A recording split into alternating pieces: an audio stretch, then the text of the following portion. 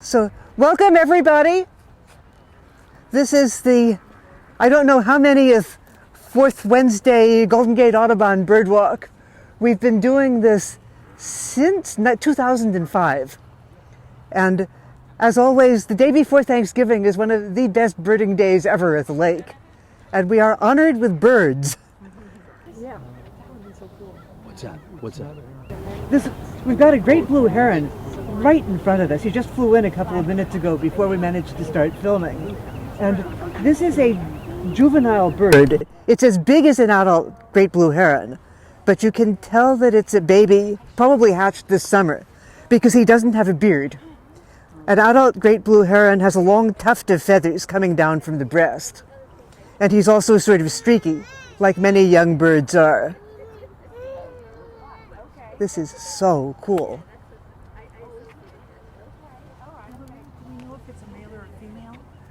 Great blue, no, with the heronry you can't tell. Yeah. The herons know, but the rest of us don't. Oh, what's that guy flying? Is that the great blue heron flying over there? Yeah. I don't know if that's the same white pelican earlier, but there is one in flight back there. Hopefully Hank is getting more visitors. Yeah. The deal with the white pelicans here at the lake, if you only see one, the chances are is that it's Hank, which is a rescue bird brought down from Oregon because it cannot fly, but the lake is a really good place for a white pelican to live. It can be almost normal because it's got the lake where it can fish. It's got people around who are not going to do any harm to it.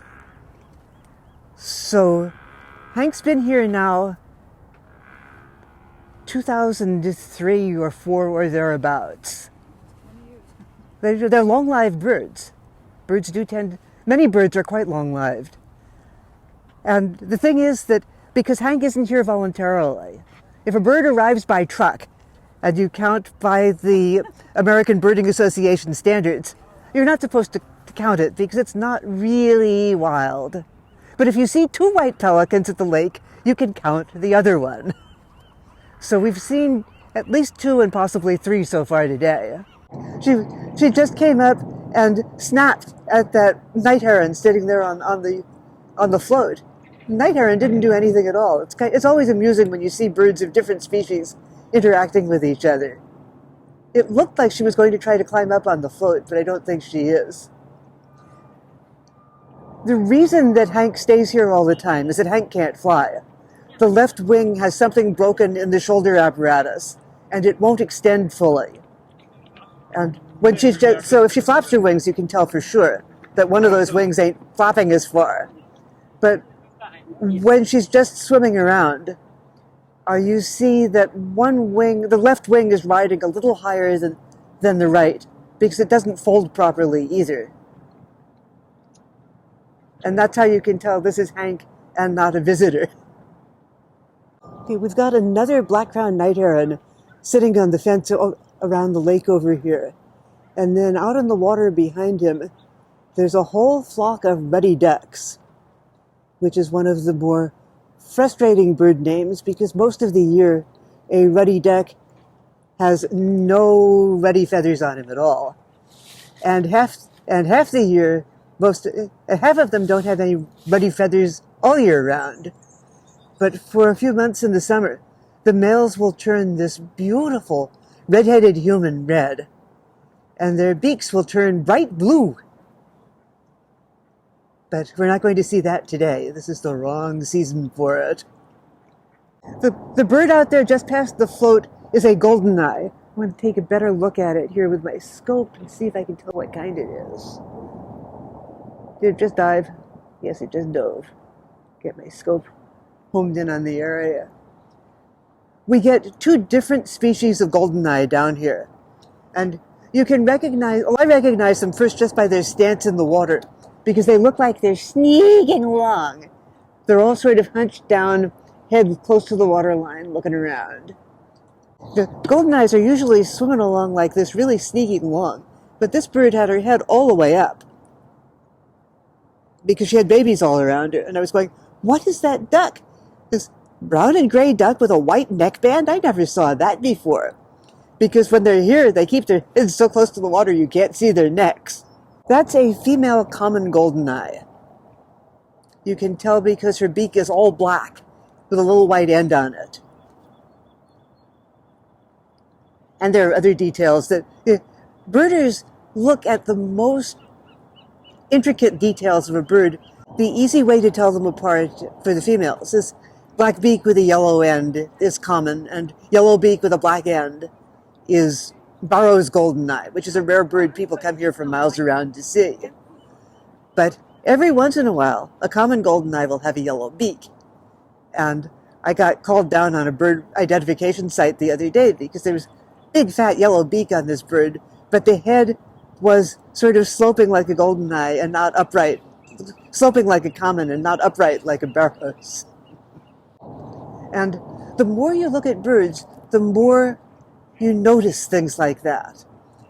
The shapes are there when anybody looks at them, but you just don't see what you don't see. This puddle here is something that the park department maintains. There's another one back there that's already drained. They drain them every week or so and broom them and brush them out with push brooms and fill them up again, because this is the best source of fresh water that these birds have. The lake is salt water. It's got a gradient. There's full bay water coming in up at the 12th Street end. They've got this fresh water. They've got some ponds in the gardens, and there's one pond on one of the islands that is kept full of fresh water. But this is what they've got. Over here, you can see the black duck out there, just walking through the sun. Yes. That's a domestic mallard. I think that breed is called Cayuga. But The black one here. the black one there. So your basic mallard is the green-headed bird with the gray suit, with the great gray bodysuit, and his brown wife with him. And that's the standard historical mallard coloring. And the smaller a bird is, the closer to being a wild mallard it is. Almost all the domestic ducks in the world have mallard stock in the background. And virtually all your domestic ducks are mallards at heart. And they don't mind. They all still love each other a lot whenever they get the chance. That is a Muscovy duck, also a domestic duck. Yeah. Bigger and clumsier than the wild version. But basically the only duck that you'll see here that's a domestic duck that isn't a mallard, no matter what they look like. What is that? That is a domestic Chinese swan goose. And you can tell that that's a domestic bird without seeing anything but the triangle from the legs back to the tail. You see how deep it is, how high the tail is compared to where the base of the legs is. Yeah. That's fat. That's 3,000 years of genetic engineering. Wow. Geese are easier to spot than ducks when they've got domestic blood in them, because a wild goose is almost straight from the back of the legs to the point of the tail. And if it goes up like that, you know that that's a lot of domestic breeding in there. And this one is, I think, a fully domestic. I don't see any sign that any of his grandparents or great-grandparents found a wild swan goose. Swan goose. The other ones are male. Cool. The other geese are Canada geese. So does this one stay resident? Yeah, they're basically the way we get domestic geese, and they discovered that having domestic waterfowl means domestic waterfowl have you and your lawn and your driveway and your neighbor's ears. And if you get tired of having domestic waterfowl, our grandparents would have just done the sensible thing and eaten them. But nowadays, we're too nice for that, most of us. And especially if you've got kids, you say, well, I tell you what, we can't really put up with Mr. Duck anymore, so we'll take Mr. Duck to the park and put him where he will be safe and happy, which is a big lie.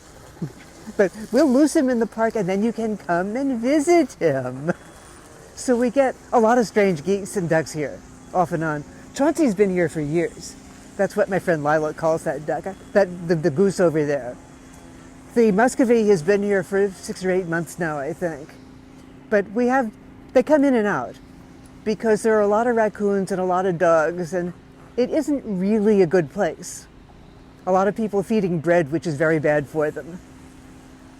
So they don't stay here very long, but we have a constant stream of formerly domestic waterfowl.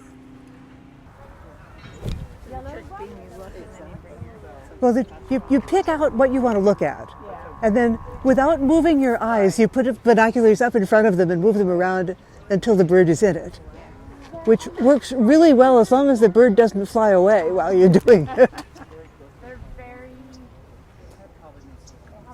Because there's a period where your eyeballs are full of binoculars moving around, and the bird goes, "Yeah, now's my chance." It has really beautiful streaking under the neck. Yeah, I think this is a slightly older bird because he's got some of the beard feathers coming in, but his chest is still streaky. I'm pretty sure that that's an Iceland gull. You see how very bright pink the feet are, and how sort of smooth and small the head is. I could easily be wrong, but because we don't get very many of them here. But I think that's one of those because the western gulls, the head is bright white. White once they're grown up. And this bird has a sort of dirty neck. Over here on the edge of the lake, we've got a gull that is one of the easiest to identify. You know, if you look at that, you know one gull. And what is it? That is a ring-billed gull. Oh, that's a good one. Because it has the best name. Some bird names are really ridiculous, Right. but any 6-year-old would call that a ring-billed gull because he's got that black band around the end of the beak. Yeah. Pale eye, yellow legs. Mostly with gull identification, the first thing you look at is what color are his legs, because they've got 2 branches. A species either has yellow legs or it has pink legs. But that one, all you need is the beak. So none of the other ones have that kind of ring bill. That's only the ring bill. Yeah, only the ringbill has that really bright ring all the way around. A mew gull sometimes has a very faint ring there. Okay. Well, it's more of black end rather than a ring. Okay, and I'm only talking about grown-up gulls here. If a gull is not a fully mature gull, forget it. Yeah. You can instantly tell that's a snowy egret because he's got bright yellow feet. If his head was turned, you'd see he also has a black beak. The other egret that we get here, also a big white bird, has got a yellow beak and black feet. That's the grown-up of what we've been looking at earlier. Let me get that in the scope for folks. Okay, I've got the adult great blue heron in the scope. The tree over here, you see the remnants of nests up in the top of it? Those guys are 2 years old now. We used to have a colony of double-crested cormorants nesting in that tree. And they killed the tree. That tree was completely full of leaves when they moved in. But last year and this year, they did not come and nest. The birds killed the tree? Yes, they crapped it to death. Yeah, what we've got over here is a canvasback, which is one of the most recognizable ducks that we get, because that brilliant red head, there's only 2 choices for that rust red head, and you can tell it's a canvasback and not a redhead because the beak is black and it's like a ski jump from the top of his head to the end of the beak. Swoop! Where a redhead is just a duck with a beak. The female is the same shape, but it's all colors of gray and sand. Yeah. This is one of our local flycatchers. They're often found near water, and the big charm of a black phoebe is that they'll pick a spot and come back to it. So if you see one, chances are it will go out and catch a bug and then come back to right where it was. Although I'd be surprised if it did that here because this is flat. They like to be up on a branch someplace.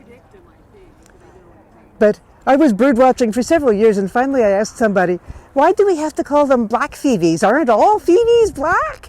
No, we actually have another kind that you won't see here at the lake called a Say's phoebe, which is all gray and has a kind of red lower breast. We've got a female canvasback here in the middle of this bunch of ducks. Canvasback has the canvasback, but the head is different. The canvasback, you've got dirtier canvas too. Right. It's the same shape, but all the colors are muted down. That is a black-crowned night heron, which usually looks like a shoebox with no neck. But this one is revealing that he has as much neck as any other heron in proportion to his body.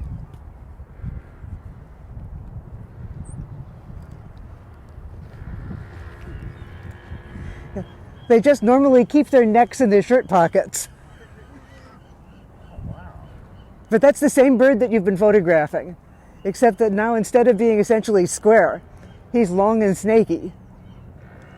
And I just found out there's one other bird called a yellow-crowned night heron, which is just moving north. Oh. I heard one reported from San Jose. I just saw a photograph of one that was taken in Sausalito. Oh, wow. So it's not impossible that we'll start seeing yellow-crowned night herons here. Huh. And I've not seen them yet, but I'm looking forward to it. They're really elegant birds.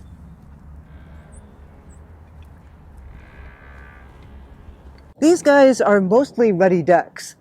They're, small as they are, they actually have a hunter's name, which presumably means people used to catch them and eat them. But they were called stiff-tailed ducks. You see how their little tails are sticking up like the handles of teapots? That's a much easier name for me to remember than ruddy ducks for ducks that aren't ruddy. But out there among them, there are a few scaup, which come down here for the winter. And again, we get two kinds of scaup here, and the difference doesn't really matter unless you're another scaup. That looked like a greater scaup because it looked like the black line at the end of the bill sort of spread along the bill. Which one? It's one of the ways of telling them apart. The one I learned first was that the greater scaup had green heads and the lesser ones had purple heads. But I'm pretty sure those are greater scaup and they have purple heads because the color is a pure sun color. It's the way the light is refracting in the feathers. And most of the time it's green, but sometimes it's purple. And with the lesser ones, most of the time it's purple, but sometimes it's green. The physics of color. But it's the same feature that every once in a while you'll see a mallard drake with a navy blue head instead of a green head. The feathers are the same. The duck has not changed. It's just the way the light is hitting his head. We've got three male lesser scaups swimming together here. And you can tell what they are by the shape of the head at this distance. There are other signs, but if you see a gray and black and white duck like that looks like he just took off his baseball cap. So he's got that little divot in the back of his head. That's an absolute sign for a lesser scaup. Most of the ones that we've been seeing earlier were greater, but for too far away to really stop and identify. Pelican, pelican, pelican. Do you think they're still about the same? Well, there were none last week. There were a better part of 100 2 weeks previous. Oh, is that right? So they come in and out. Are they migrating somewhere?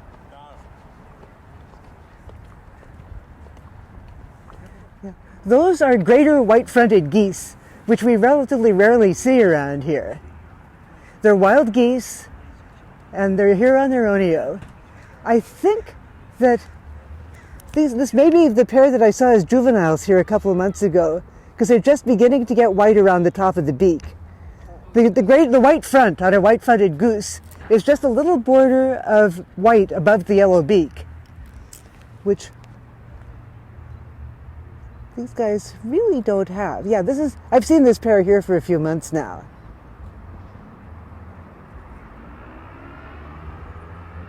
Demonstrating why geese like lawns.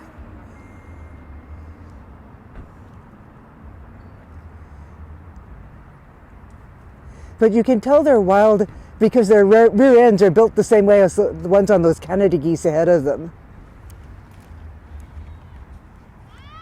Anyway, I wanted to come all the way down here. We don't always walk down to the far end of the lake like this. But we've got a great array of double-crested cormorants of various ages out there. If you look at them, let's see, most of them are young. The blacker they are, the older they are. Or, Again, sorry, these are mostly juvenile double-crested cormorants, Okay. pretending they were born here this summer, which they weren't. okay. But I think there's one full adult, the one that's all black. How do you know you said something about this is the brighter they are, the older they are? Or The blacker they are. the blacker they are. Okay, that's what I missed. Thank you. so Because much.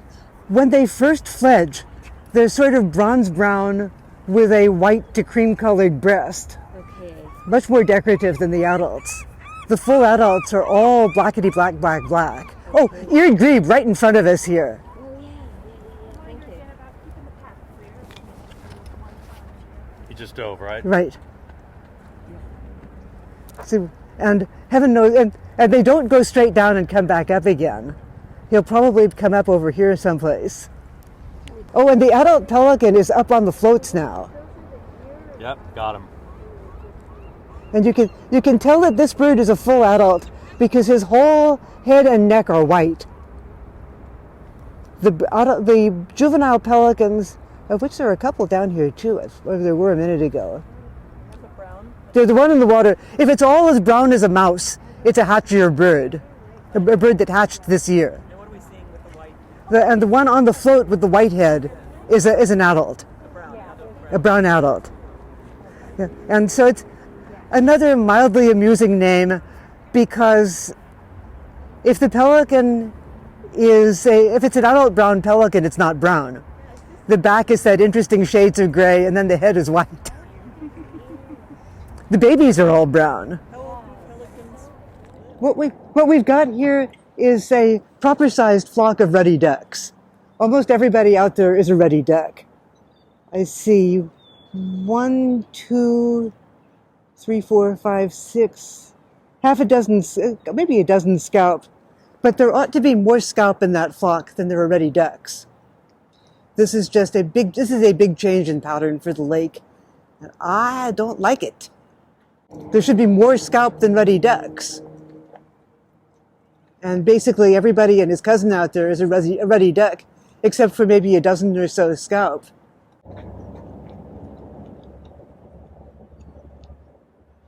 Scaup, ruddy ducks, scaup, ruddy ducks. Ruddy duck, scaup.